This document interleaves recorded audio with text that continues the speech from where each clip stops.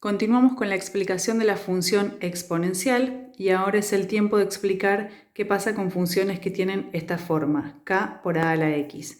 Anoté en este caso un ejemplo que es menos 3 elevado a la x, de manera que el valor de k, si bien no está explicitado, opera como un menos 1 que está multiplicando a 3 a la x, que vendría a ocupar el valor el lugar en realidad de a la x. Nuevamente construimos una tabla de valores que nos permita después llevar esta función al gráfico cartesiano. Tomamos algunos valores a la derecha del 0, otros a la izquierda y recordamos que pasa que cada uno de estos valores son reemplazados en los distintos renglones de la tabla. En lugar de anotar la variable x, la reemplazamos por el valor que queremos que tome.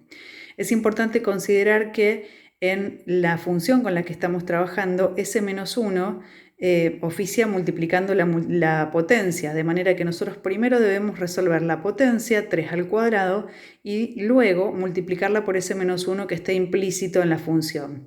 Entonces 3 al cuadrado es 9, por menos 1, menos 9. Lo mismo con la potencia primera de 3, es decir, 3 a la 1 es 3, por menos 1 es menos 3. Todo número elevado a la 0 es 1, pero aquí lo tenemos multiplicado por este menos 1, por eso tenemos menos 1. 3 a la menos 1 implica pensar en qué sucede con la potencia de exponente negativo, lo cual genera una inversión de la base y nos queda un tercio, multiplicado por menos 1, menos un tercio. 3 a la menos 2 es pensar en que 3 a la menos 2 con exponente negativo, como estamos viendo, invierte la base, nos queda un tercio elevado al cuadrado y eso es un noveno, pero que está multiplicado por menos 1, entonces vemos ese menos un noveno. Luego construimos los pares ordenados que vamos a trasladar luego al gráfico cartesiano para construir la curva de la función con la que estamos trabajando. Recuerden que estos pares ordenados tienen una primera componente que es x y la segunda componente que es y es el resultado que acabamos de obtener en cada uno de los cálculos de esta potencia. Entonces el primer par ordenado es 2 menos 9, a continuación 1 menos 3 y así sucesivamente hasta terminar esta tabla que hemos construido.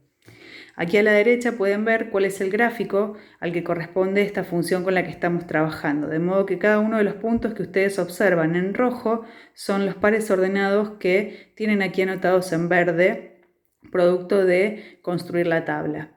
La curva que obtenemos es la que ustedes están viendo y a la que le vamos a hacer el análisis a continuación. En el análisis de la función, importante recordar que para las funciones exponenciales el dominio es reales. Ya explicamos en el video anterior cuál es la razón por la que este dominio es reales. En este caso vamos a hablar de la imagen. La imagen, recuerden que así como el dominio se posiciona en el comportamiento de la variable independiente de la función, es decir, de x, la imagen implica ver qué sucede en el recorrido de la función respecto del eje y. Entonces, si nosotros observamos qué pasa con nuestra función, nuestra curva trazada aquí en verde, respecto del eje y, ustedes podrán ver que la función no alcanza un recorrido completo respecto del eje, es decir, en este sector no hay función verde, es decir, no hay curva trazada.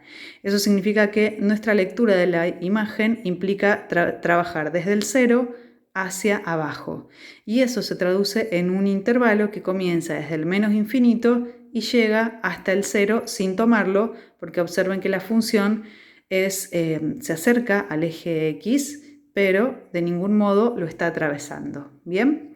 Entonces, es esa la razón por la que observan la imagen construida como un intervalo que va desde menos infinito a 0, nuevamente repito, con paréntesis, como lo dijimos en el video anterior. Podemos observar que respecto de las opciones decrece o crece, podemos ver que está escrito que la función decrece.